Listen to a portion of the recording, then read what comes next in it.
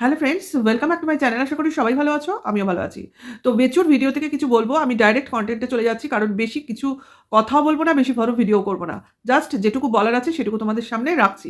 সেটা হলো বেচুর ভিডিও। বেচুর ভিডিওতে বেচু কি দেখাচ্ছে না দেখাচ্ছে সেটা নিয়ে যত না আলোচনা করার দরকার আছে, তার থেকেও বড় একটা জিনিস আমি শুনলাম বা বুঝলাম, যেটা তোমাদের বলার প্রয়োজনীয়তা আছে বলে আমি মনে করলাম।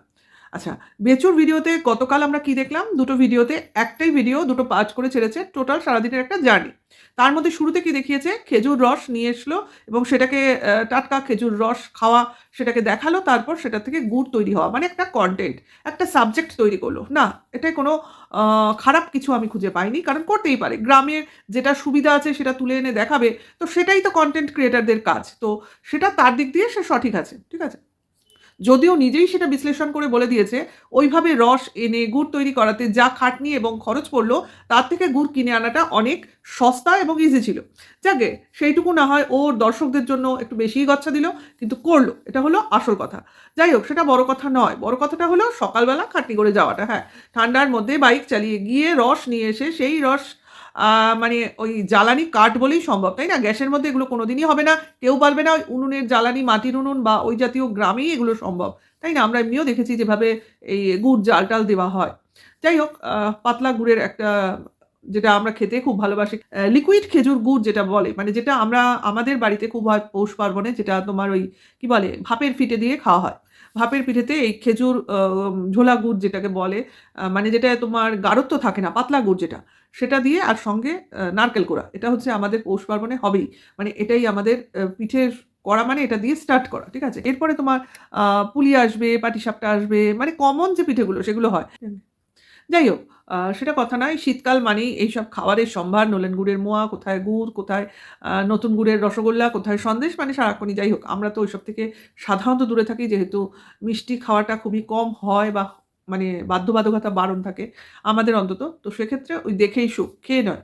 যাই হোক, তাই ভাবি বেচুদের বাড়িতে দেখো, একজন সুগারের পেশেন্ট, সে নাকি গুড় তৈরি করছে, খাচ্ছে। তারপর রাতের পিকনিকে দেখলাম নানান রকম আলু, বিট, গাজর, যেগুলো মানে সুগারের পক্ষে বিষ, বিট, তাই দিয়ে তরকারি, তাই দিয়ে খাচ্ছে। ভাই, আলু খাই না বললেই কি সুগার কম হয়ে যায়? যে সবজিটা একটা পাঁচমিশালি সবজি বানালো রাতে তোমার পিকনিকে, সেটা একটু টোটালি তোমার সুগারের সব রকম সবজি রয়েছে। কুমড়ো, পাকা কুমড়ো থেকে শুরু করে, বিট থেকে শুরু করে, গাজর, আলুও নিশ্চয়ই দিয়েছে। যাই হোক, সব দিয়ে একটা পাঁচমিশালি তরকারি, তাই না? যাই হোক, ওদের ব্যাপার, ওরা বুঝুক।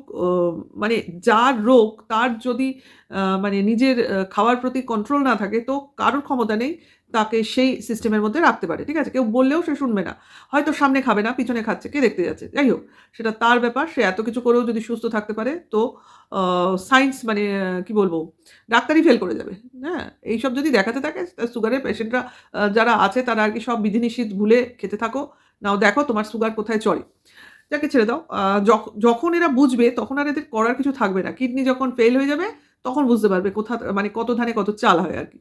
যাই হোক, প্রশ্নটা হচ্ছে যে নিজের প্রতি নিজের কনসার্ননেস, আর তার সঙ্গে যারা তার সঙ্গে থাকে, তাদেরও এই ব্যাপারে সবসময় দৃষ্টিপাত করতে হয়। আর বেঁচু যাও বা বারণ করে, বা ঠিক আছে, মাকে মনে করায় বা মার কথা মানে এগ্রি করে। বেঁচুর বাবা তো এক্সে ওয়ার্কার এক। সে তো কাঁচা সবজিই খাইয়ে দেয়। সব সবজি খেতে হবে, তাতে নাকি শরীর ভালো থাকবে। ও যাকগে, ওনার বক্তব্য উনি নিয়ে থাকুন, সেটা বড় কথা নয়। আপনা হাত জগন্নাথের মতো ব্যাপার। ওনার কে কি করলো তাতে কিছুই যায় আসে না। কারণ এখন তো আমরা বুঝে গেছি বেঁচুর বাবা সবই পারে। চপ যদি করতে পারে, ভাতও রান্না করে খেতে পারে। কাজেই কে রইলো, কে রইলো না, তাতে বেঁচুর বাবার কিছু যায় আসে না। বেঁচুর বাবার শুধু খাওয়ার পয়সাটুকু থাকলেই হবে। তার যা ধানি জমি আছে, তাতে চাল, ডাল, তেল এগুলো তো মানে উদ্ধার হয়েই যায়। তাহলে আর খাবার কি বাকি থাকে, তাই না? ওদের কাছে অন্তত। দেখো, বেচুর পিকনিক, পিকনিক যে একটা রোজই ব্যাপার থাকে, বেচুর এই পিকনিকের সংক্রমণ রোগটা তার ছেলের মধ্যেও সংক্রমিত হয়েছে।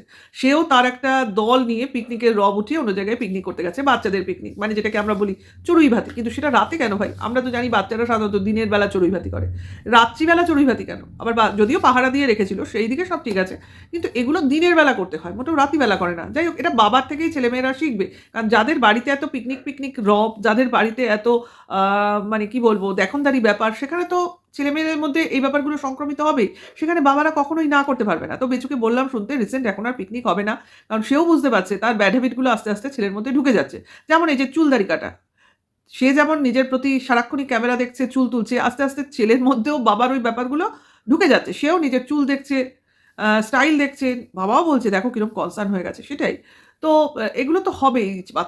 বাচ্চাদের এটা স্বভাবই। তারা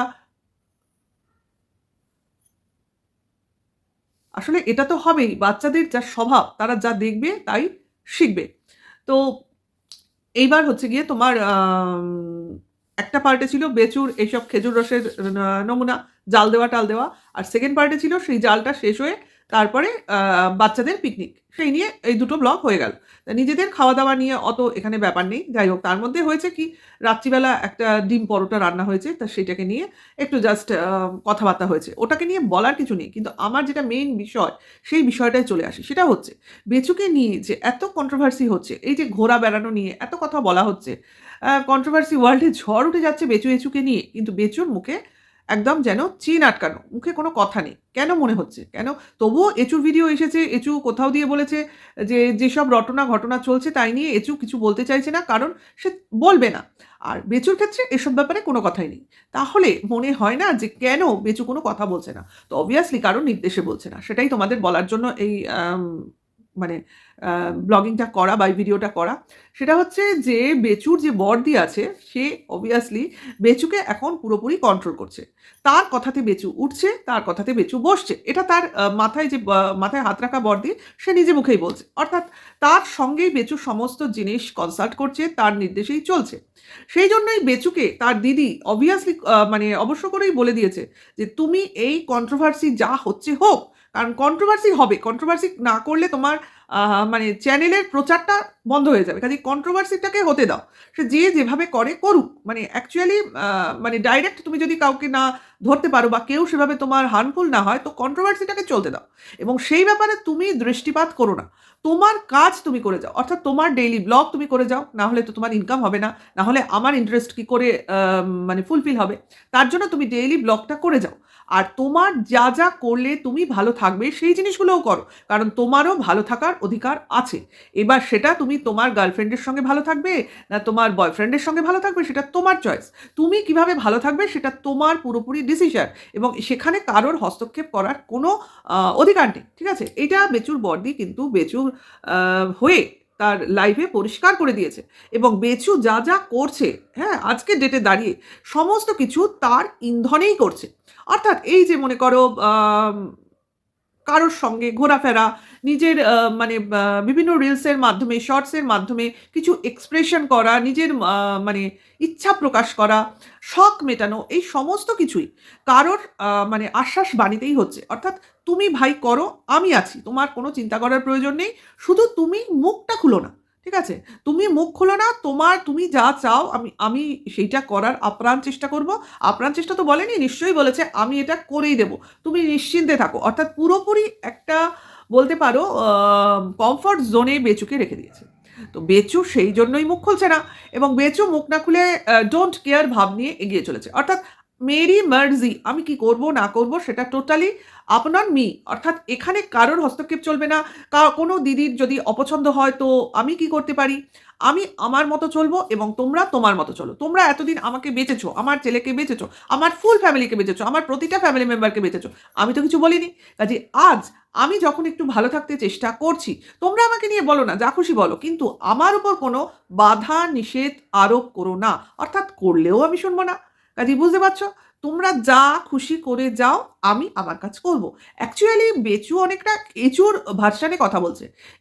বেচু বলছে না তো কি হয়েছে? এচুর ভার্সানগুলো খেয়াল করো, যে এনজয় করছি, আমাকে নিয়ে যে কথা বলছে আমি এটাকে এনজয় করছি বলে কলার নাচাচ্ছে। ঠিক আছে? এবং ভাই আমাকে নিয়েই কথা, আমিই টক অফ দ্য টাউন বলে বিস্ময় প্রকাশ করছে। তো এই জিনিসটা এচুর মারফত বেচুতে সংক্রমিত হয়েছে। এবং যখন এক না হয়ে দুইয়ে অবস্থান করে মানুষ, তখন কিন্তু মনের জোর কম্পারেটিভলি অনেকটা বেড়ে যায়, এবং সেটাই হয়েছে। কাজে এটা হচ্ছে অনেকটা দাড়ির কামাল। মানে আমার ওয়েট ক্যারি হয়েছে দাড়ির কারণে, সেই জন্য আমি অনেক মনের জোর, মুখের জোর, মাথার জোর আম ইয়ে করেছি, আম কালেক্ট করেছি। কাজেই এখন আর আমি কোনো কিছুতে ভয় পাই না। তো এটাই আমার বলার ছিল, যে কেউ না কেউ এর পিছনে আছে বলেই আজকে বেচু স্পিকটি নট, এবং আমি, আমরা, তুমি, তোমরা, এবং ডেস্টিনেশন হলদিয়া, এই যে প্রজেক্টগুলো, এইগুলো চালিয়ে যেতে পারছে। হয়তো আগামী দিনে আরও অনেক প্রজেক্ট সামনে আসতে চলবে।